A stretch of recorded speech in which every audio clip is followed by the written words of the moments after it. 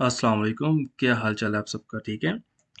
अच्छा, मैंने पिछले जो जो लेक्चर 2 लेक्चर्स थे उसको मैंने बल्कि 3 लेक्चर्स थे जिन पे बेसिक्स जो कर्व है ना उसको स्टार्ट भी किया और उसको काफ़ी आगे भी लेके गया हूँ। आपको टाइप्स भी बताइए उसकी, ठीक है। चीज़ें बताइए कि किस किस तरह उसको आप प्रैक्टिकली मतलब काम कर सकते हैं। कुछ उसके न्यूमेरिकल्स मतलब क्वेश्चंस भी बताए हैं किस तरह हम उनकी वैल्यूज़ को फाइंड कर सकते हैं, टेंजेंट की और पैरामेट्रिक इक्वेशंस किस तरह फाइंड कर सकते हैं, चीज़ें बताई है। और अगर आपने वो नहीं देखी, क्योंकि 35 से जो से वो कर्व्स के लेक्चर्स हैं उनका स्टार्ट हो चुका हुआ है, तो वो तो आपके लिए समझ लें कि बेहतरीन कह रहा हूँ, बहुत ज़रूरी है वो आपके लिए सुनना। ठीक है, उसको सुने ताकि एक तो कर्व की बेस बन जाएगी आपकी। वो इतनी लंबी वीडियो है ही नहीं कि तकरीबन 20 मिनट की वीडियो में आपके 3 लेक्चर्स कवर हो रहे हैं। ठीक है, वो सुन लें। नेक्स्ट पेज पे आए। अब 38 पूरा लेक्चर इसके ऊपर बेजिस कर्व है।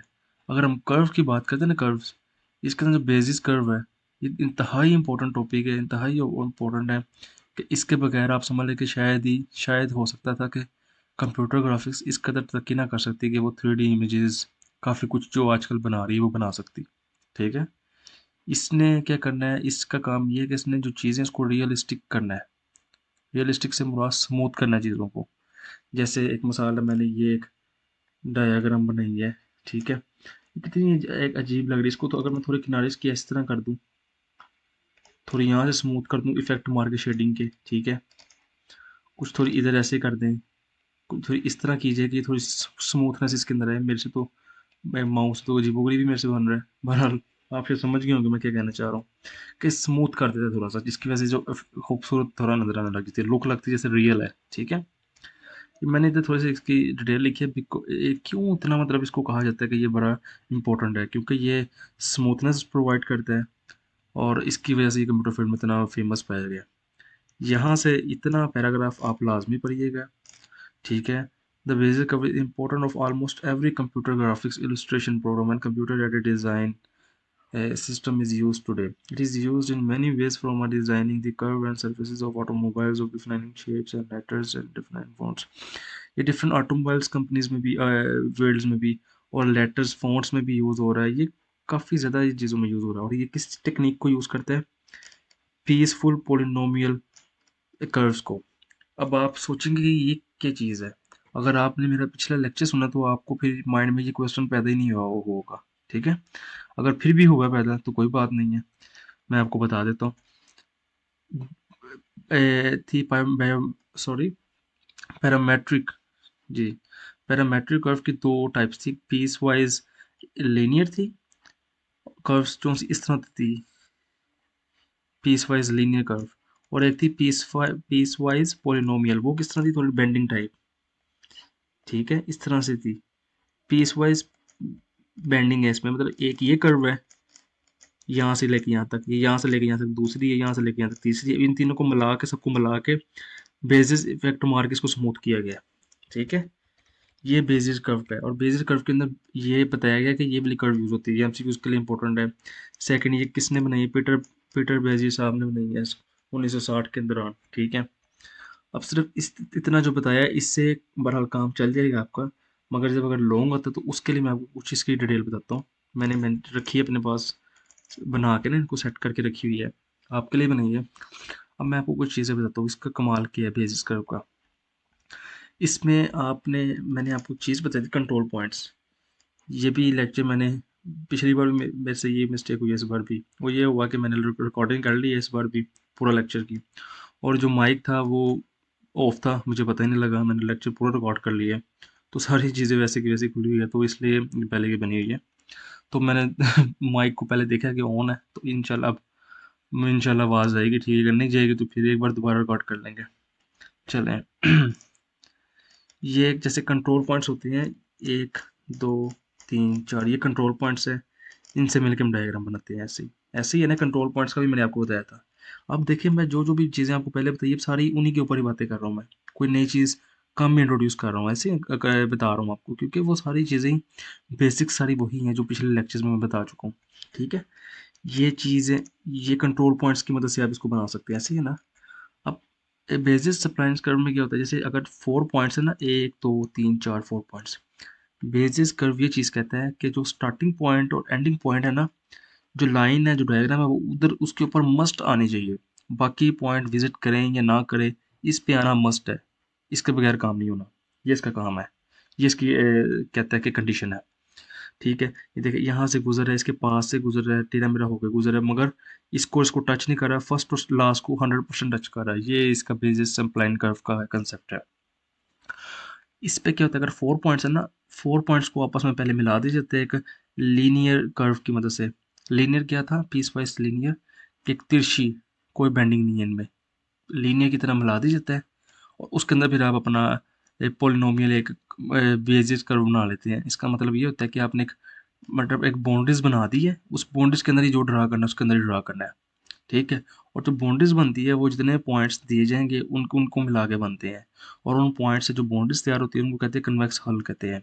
ठीक है, एक कन्वेक्स हल है, कन्वेक्स हल बाउंड्रीज बना के उसके अंदर फिर हम अपना बेजियस स्प्लाइन कर्व को ऐड कर दिया जाता है इसके अंदर। ठीक है, फिर ड्रॉ आपको मैंने बताया कि वो इस पॉइंट से बेशक हो या ना हो, फर्स्ट लास्ट में लाजमी होना है। एक और चीज़ आपके सामने रखता हूँ मैं, ये इसका इंपॉर्टेंट फार्मूला है जो आपको पता होना चाहिए। सिग्मा के ऊपर एन, जीरो से स्टार्ट और एन तक चलेगा, B I J N comma I bracket में टी। ठीक है, अच्छा, बेसिस कर्व को एक और नाम से पुकारा जाता है, बर्नस्टाइन, बर्नस्टेन है या बर्नस्टाइन है, बर्नस्टाइन बेसिस फंक्शन। फंक्शन भी कहा जाता है इसे, इक्वेशन भी कहा जाता है, या मेथड भी, कुछ भी आप कह लें। मकसद इसका ये है कि स्मूथनेस करता है, और वो किस तरह करता है। एक और चीज़ मैंने ये बी आई का क्या काम है, जे एन, जो भी मैंने डिटेल्स नीचे लिखी इसको आप पढ़ लीजिएगा। ठीक है, अब आपको अगर क्वेश्चन आता है, आपको जितनी मैं डिटेल बताई है, आप इस चीज़ को लिख के ये लिख सकते हैं, साथ ये लिखते हैं, क्योंकि ये इंपॉर्टेंट है, इसका काफ़ी चांस आने की। ये चीज़ आप लिख सकते हैं। इसके अलावा आप को मैंने ये डायग्राम बताई है किस तरह कन्वेक्स हल के अंदर रहते हुए ये चीज़ मैनेज करते हैं, एक फार्मूला है। अब एक मिसाल, ये फार्मूला अगर आपको खुद ही वही दे देता है और कहता है कि अगर आप इतनी डिग्रीज तक कैलकुलेशन करके दिखाएं। अब डिग्री और डिग्री का कंसेप्ट मैंने आपको बताया था पिछले लेक्चर में, देखिए फिर पिछले लेक्चर की बात आ रही है। डिग्री क्या थी, डिग्री अगर एक मिसाल है, चलो मैं आपको उधर बता ही देता हूँ थोड़ा सा। डिग्री अगर एक मिसाल है 3 दी जाती है। ठीक है, डिग्री अगर 3 दी गई है किसी चीज़ की, डिग्री कहते हैं उसकी पावर को। जैसे एक्स कह लें, एक्स की पावर 3 है। ठीक है, अब कहते हैं कि इसके कितने पॉइंट्स बनेंगे। अगर 3 डिग्री है तो एक ज़्यादा पॉइंट्स बनेंगे, 4 पर पॉइंट्स बन जाएंगे। अगर डिग्री 1 है, डिग्री कहते हैं कोई भी नहीं तो मतलब 1 होती है ना, तो उसके 2 पॉइंट्स बनेंगे। अब ये क्या है 4 2, इसका क्या मतलब मैं बताता हूँ, इससे आपको समझ आएगी। अगर एक्स 1 है तो पावर 1 है, डिग्री 1 है, तो 2 पॉइंट्स किस तरह होंगे। ज़ाहिर बात है, कोई एक लाइन बनानी है तो उसके लिए भी 2 पॉइंट्स चाहिए होंगे। ठीक है, इसलिए 2 पॉइंट्स होते हैं। 1 डिग्री के 2 पॉइंट्स, 3 डिग्री के 4 पॉइंट्स, 4 डिग्री के 5 पॉइंट्स। समझ रहे ना, 1 पॉइंट ज़्यादा, ये बात करना चाह रहा हूँ मैं। थर्ड इसमें एक चीज़ है, देखिए ये आपको इक्वेशन, आपको फार्मूला पता लग गया इसका बेसिस कर्व का। आपको उनके equation 4 control points, 4 control point से इसको फाइंड करें। अब 4 कंट्रोल पॉइंट्स का मुराद क्या है, ये आपको दे दिया गया है। अब आपने डिग्री बतानी कितनी है इसकी। आपको पता कि यार इसकी 3 डिग्री है, इसकी 3 डिग्री है। ठीक है, तो आपको इस चीज़ का देखिए क्लियर है कि आपने क्या नाम कहते हैं इसको, 3 डिग्री है, तो उस हिसाब से आप चलेंगे। ठीक है, तो देखते हैं आगे इसका। 3 डिग्री मतलब एन की पावर 3, आई जीरो से स्टार्ट हो रहा है, 3 तक चलेंगे। जैसे पहले जीरो इस पर पुट करते हैं इस वैल्यू के अंदर, पी आई की जगह ज़ीरो, बी आई की जगह ज़ीरो, एन की जगह 3 आ गई यू, प्लस फिर 1 पुट करेंगे इस तरह भी, +2, फिर +3, इस तरह से पुट करेंगे इसको।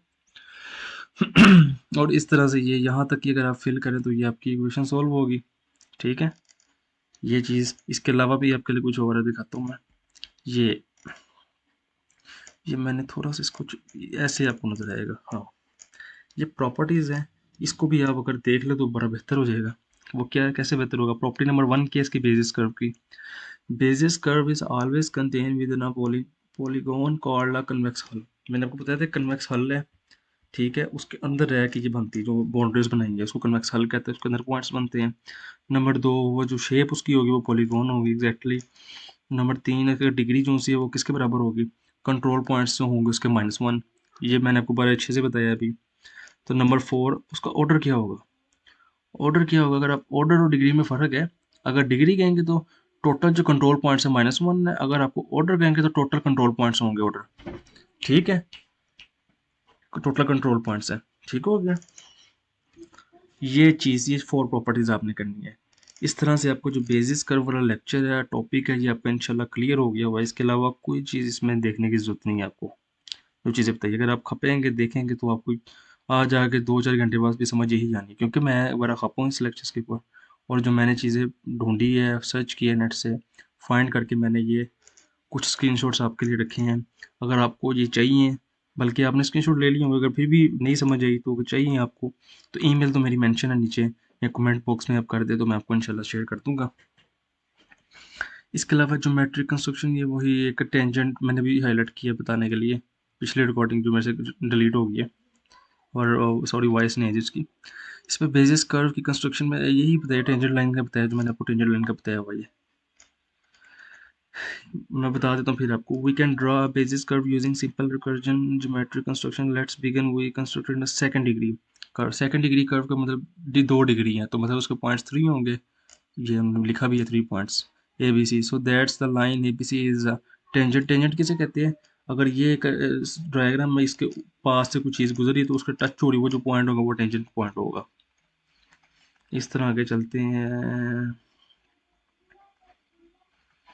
ये देखिए, यही फॉर्मूला मैंने आपको बताया था अभी।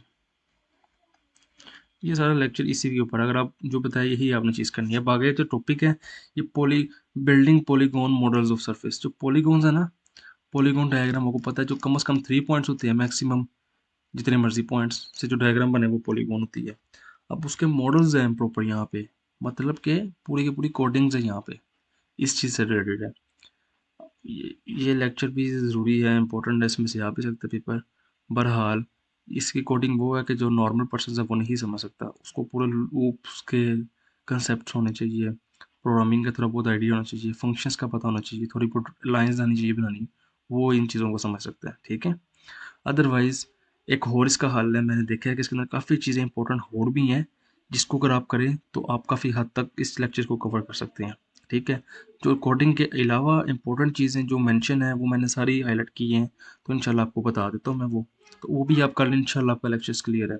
जीएल स्केल एक ये मेथड है, फंक्शन है, इसका काम क्या है, रिफ्लेक्ट करता है ज्योमेट्रिक अराउंड को, ज्योमेट्रिक को सिमेट्रिक में। ठीक है, एक और है GL front face function, to keep the orientation consistent, consistent करने के लिए एक ये काम पर है। और एक और चीज़ इसमें यही कोडिंग्स बताई गई है मुझे। अब ये एक डायग्राम है, ठीक है, अब वो कह रहा है कि इसको किस तरह से हम इम्प्रूव कर सकते हैं। देखिए, इम्प्रूव करने का तरीका क्या है, बेसिस कर्व के तरीके में इसके किनारों को थोड़ी स्मूथनेस शेडिंग्स दे दूँ कि हम इसको स्मूथ कर लेते हैं, मगर इसके अंदर ये किस तरह से ये इतनी लाइंस लगी है कि ये ट्राइंगल ये है, ये किस तरह से ये चीज़ें, किस तरह कंप्यूटर को समझ आ रही चीज़ें, इसके लिए मैं आपको बताता हूँ। मैंने ये भी चीज़ एक बनाई है, इधर आपको दिखाता हूँ मैं अपना। हम्म, ये देखे ना, ये जो सी एक्चुअली में ये है ना डायग्राम, वो इस तरह से बनी हुई है। एक ये बड़ा ट्रायंगल, ये बड़ा ट्रायंगल, ये बड़ा ट्रायंगल, ये बड़ा और ये बड़ा, इसके अंदर छोटे छोटे दो, पहले ये एक बड़ा ट्रायंगल बन गया, उसके दरमियान सेंटर में जो डॉटेड लाइन है ना, उसकी मदद से एक बार फिर छोटा ट्रायंगल बनाया गया। ठीक है, ये 2 बार प्रोसेस किया गया। अगर इसको हम एक 2 बार प्रोसेस किया तो ये डायग्राम बन गई है, अगर हम इसको 5-6 बार करेंगे तो ये डायग्राम बन जाएगी, 7-8 बल्कि मल्टीपल टाइम्स करेंगे तो ये बन जाएगी डायग्राम्स। ठीक है, ये किसके अंदर आता है, sub division. Sub division method यही है कि एक को बार बार रिपीट करके उसको इस तरीके से सब डिवीजन किया जाए कि कम्प्लेक्स किस्म की जो डायग्राम्स है वो बनाई जा सके। सब डिवीजन में मल्टीपल्स कम्प्लेक्स किस्म की डायग्राम्स बना सकते हैं। ये देखें, ये डेफिनेशन आप पढ़ लीजिए, ये मैंने स्पेशल मेंशन की है यहाँ पे।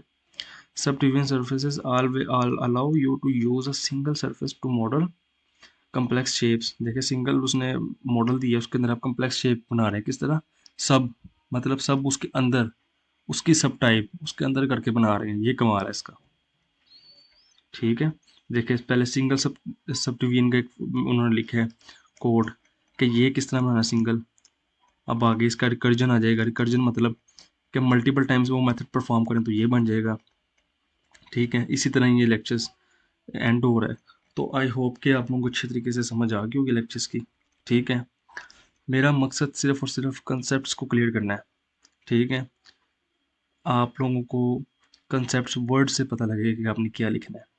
ठीक है, आप लोग एक वर्ड सुने बेसिस कर्व तो आपको समझ आ जाएगा यार मैंने लिखना क्या है। जैसे पार्क स्टडी मिक्सर होता है कि हमें टॉपिक मिल जाए, लिख हम खुद ही लेंगे। यहाँ पे ये चीज़ है आपको होनी चाहिए। आपने मेन टॉपिक लिखना है, इसका फार्मूला लिखना है, अगर कोई सवाल है तो उसको सॉल्व कर लेना, अगर नहीं है तो मज़ीद थ्योरी काफ़ी आपके माइंड में आ चुकी होगी इस इंशाल्लाह, तो आप उसकी बेस पे लिख सकते हैं। ठीक है, बाकी ख्याल रखिएगा अपना, इंशाल्लाह नेक्स्ट लेक्चर्स में मिलेंगे। एक लास्ट चीज़ कि जो ये मैं कर रहा हूँ लेक्चर्स रिकॉर्ड करके अपलोड कर रहा हूँ, तो मकसद जो सा है इसका कि आपको समझ आनी चाहिए। आपको समझ आ रही है कि नहीं आ रही, ये सिर्फ और सिर्फ आप ही बता सकते हैं। मैं तो नहीं बता सकता कि आपको कैसे समझ आ रही कि नहीं। बहरहाल मैं तो सिर्फ कोशिश कर सकता हूँ अपनी हद तक कि यार कि मैं अपनी जो फुल एफर्ट है वो आपको दूँ। तो बाकी काम आप ही का ये बताना मुझे कि आप समरान साहब आपकी हैं जो भी आपकी मुझे समझ आ रही है, आप अच्छा पढ़ा रहे हैं, आप इसको कंटिन्यू करें। अगर नहीं रिस्पॉन्स आएगा तो मैं ज़ाहिर बात है, तो बंदा इतना नहीं इसको कंटिन्यू कर सकता। एक टाइम होगा 2-3 लेक्चर्स के बाद मैं थक जाऊँगा, छोड़ दूँगा फिर। बाकी आप बताइएगा, अगर अच्छे लग रहे तो मैं इंशाल्लाह इसको रोकूँगा नहीं, इंशाल्लाह कंटिन्यू नहीं रखूँगा। ठीक है? टाइम निकाल के इसको रिकॉर्ड करना मुश्किल होता है, पहले खुद प्रिपेयर करना पड़ता है। ऐसे कोई बंदा नहीं बना सकता लेक्चर्स। बाकी ख्याल रखिएगा अपना। अल्लाह हाफ़िज़।